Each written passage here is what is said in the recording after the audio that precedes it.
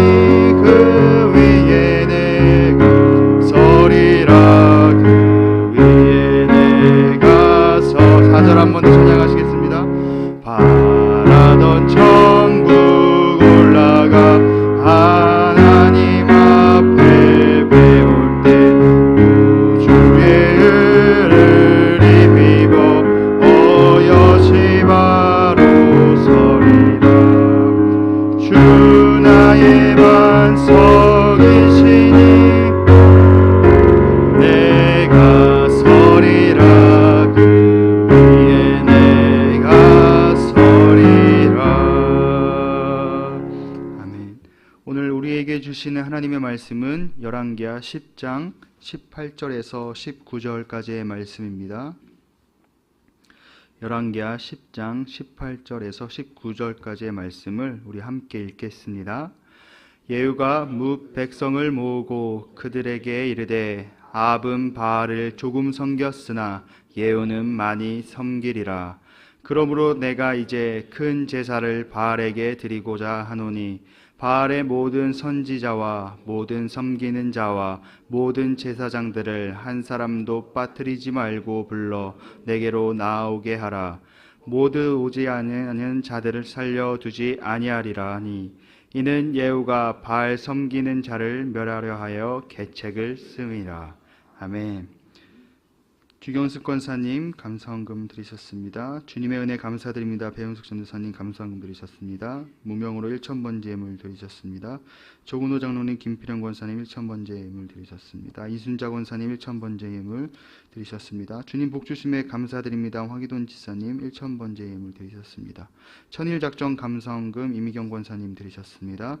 1,000번째 예물 장진용, 김정옥, 장규식, 장진혁, 유준경, 유용선, 김혜자, 유예림, 김유신, 오성경, 김준성, 김준우, 김봉재, 박연희, 김서율 성도 드리셨습니다. 기도하겠습니다. 하나님, 우리는 하나님의 은혜가 없이는 하루도 살아갈 수 없는 존재입니다. 오늘도 우리에게 귀한 은혜를 부어주시 너무나 감사드립니다. 아버지 하나님, 하나님의 보호하심과 인도하심을 온전히 경험하며 살아가는 오늘 하루의 시작이 되게 하여 주시옵소서. 이 시간 마음과 정성을 다하여서 주님께 귀한 예물 올려드립니다. 이 예물의 손길 가운데 하나님의 축복이 더욱더 넘쳐나는 귀한 예물 되게 하여 주시옵소서. 아버지 하나님, 이 시간 주님의 말씀을 듣습니다. 하나님의 말씀만이 온전히 선포되어지게 하시고 더욱더 하나님의 말씀을 붙잡고 살아가는 우리들의 인생 되게 하여 주시옵소서. 또 우리가 간절히 기도하며 나아갈 때 하나님의 음성을 듣는 시간 되게 하시고 기도할 때 내 삶 가운데 역사하시고 일하시는 하나님을 경험하는 기도의 시간 되게 하여 주시옵소서. 그래서 우리 삶 가운데 날마다 기도의 간증이 넘쳐나는 귀한 시간 되게 하여 주시옵소서. 감사드리며 예수님의 이름으로 기도드렸습니다. 아멘. 여러분들 혹시 사기나 속임수를 당해본 적 있으십니까? 제가 어제 보이스피싱을 당할 뻔했습니다. 오전에 조회를 마치고 자리에 앉아 있는데 모르는 번호로 전화가 온 거예요. 그러니까 070이면 웬만하면 잘 받지 않는데 010으로 전화가 와서 받았습니다.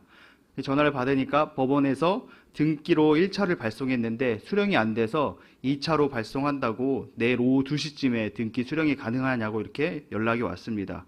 오후 2시면은 이제 근무하고 있을 시간이기 때문에 교회에 있을 시간이어서 받기 힘들 것 같다고 하니까 그렇다면 인터넷이나 모바일로 조회가 가능하다 하면서 사건 조회를 하라고 이렇게 연락이 온 거예요. 그래서 사건 조회라고 하니까 갑자기 제가 막 잘못했던 것들이 생각이 나면서 내가 뭘 잘못했나? 뭐 죄를 범했나 하면서 생각이 납니다. 그러면서 며칠 전에 운전을 하다가 뭔가 신호가 애매하게 걸렸을 때가 있었어요. 그래서 혹시 이것 때문에 연락을 한 건가 하면서 아닌데 분명 신호를 위반했으면 고지서가 날라올 텐데 하면서 막 긴가민가 하면서 뭔가 가슴이 콩닥콩닥거리고 막 떨리는 차에 거기서 알려준 이제 홈페이지에 접속을 했습니다. 사이트 주소를 알려주더라고요. 뭐 www.이 어쩌고저쩌고 이렇게 막 좀 들어가 보라 이러면서 들어가 보니까 대법원, 그러니까 대검찰청 홈페이지가 떴어요.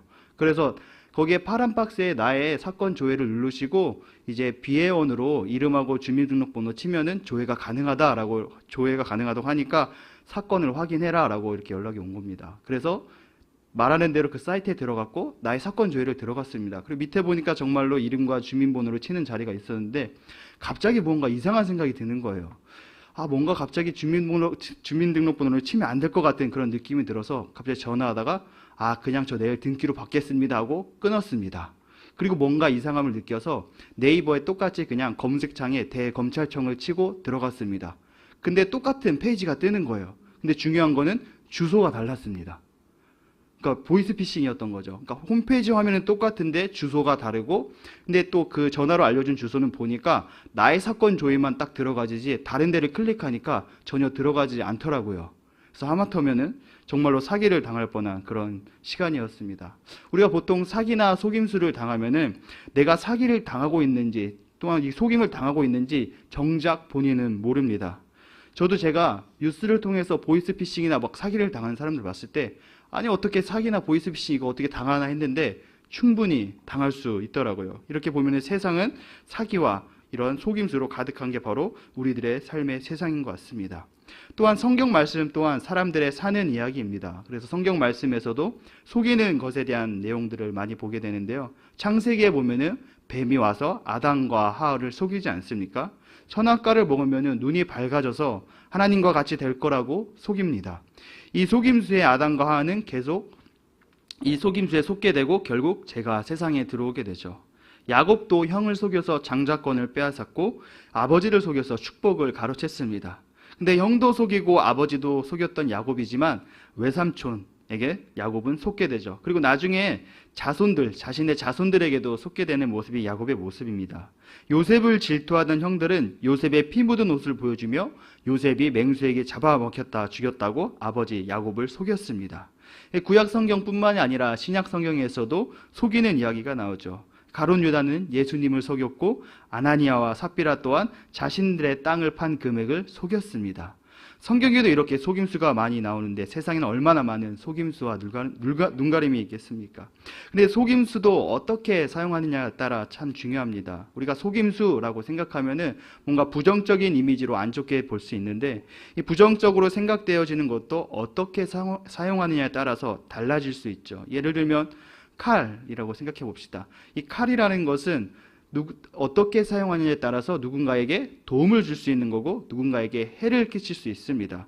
칼을 가지고 배고픈 자들에게 맛있는 음식과 요리를 만들어주는 데 사용할 수 있고 또한 칼을 가지고 누군가를 위협하는 데, 겁을 주는 데, 해를 끼치는 데 사용할 수 있습니다.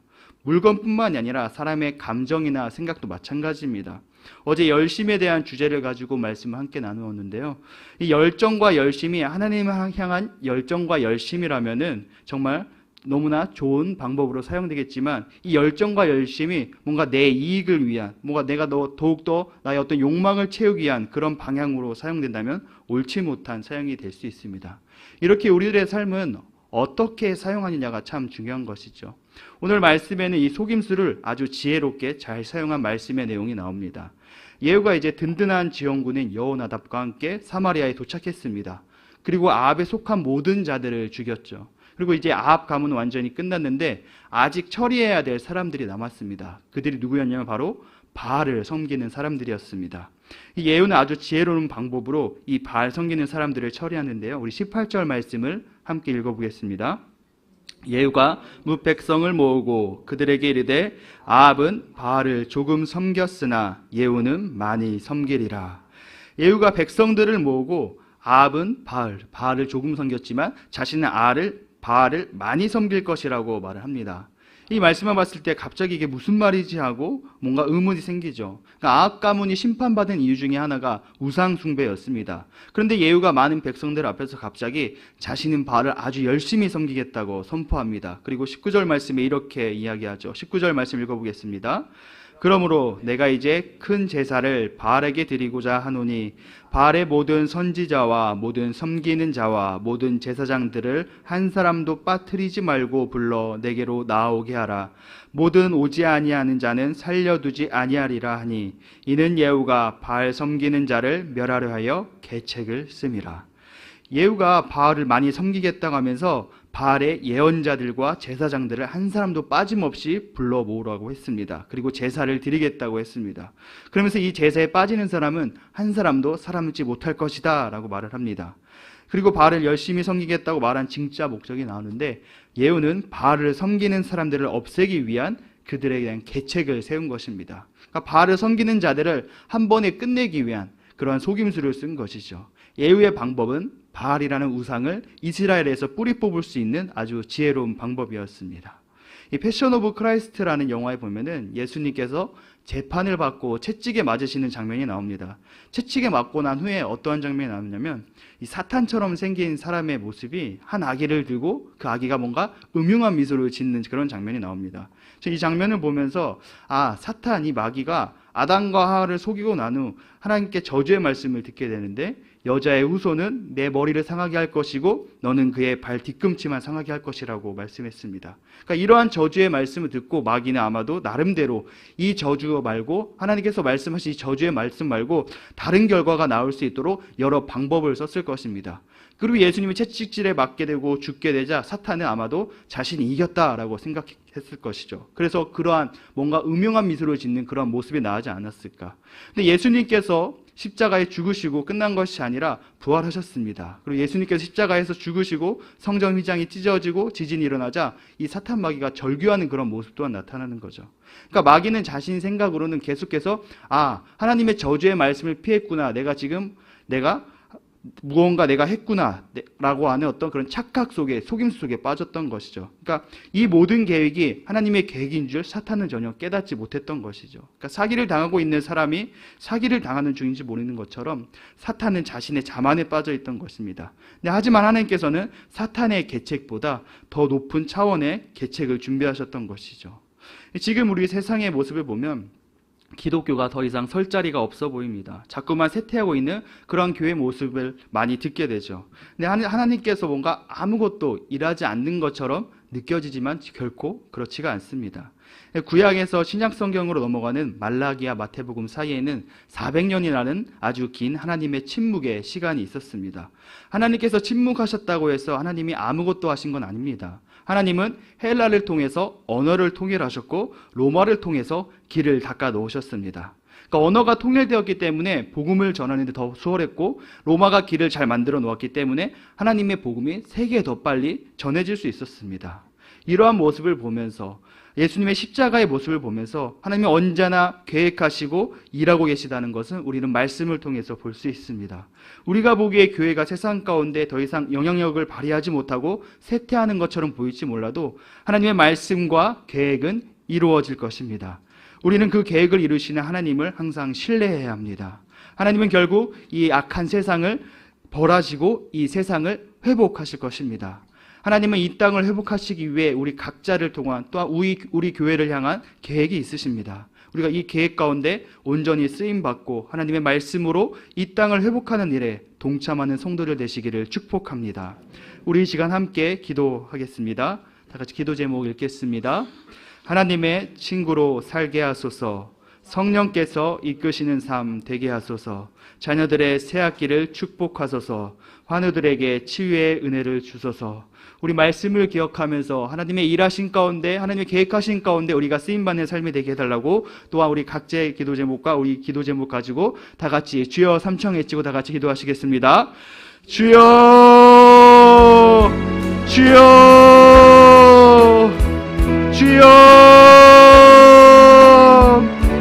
은혜가 많으신 아버지 하나님 감사합니다. 아버지 하나님 정말 하나님의 은혜가 없인 우리로 살아갈 수 없는 연약하고 부족한 존재임을 아버지 시간 고백합니다. 우리가 오늘을 살아갈 때 하나님의 은혜로 살아가는 아버지 귀한 하루가 되게 하여 주시옵시고 하나님의 도우심을 더욱더 경험하며 하나님께 날마다 더욱더 감사하며 살아가는 하루가 되게 하여 주시옵소서.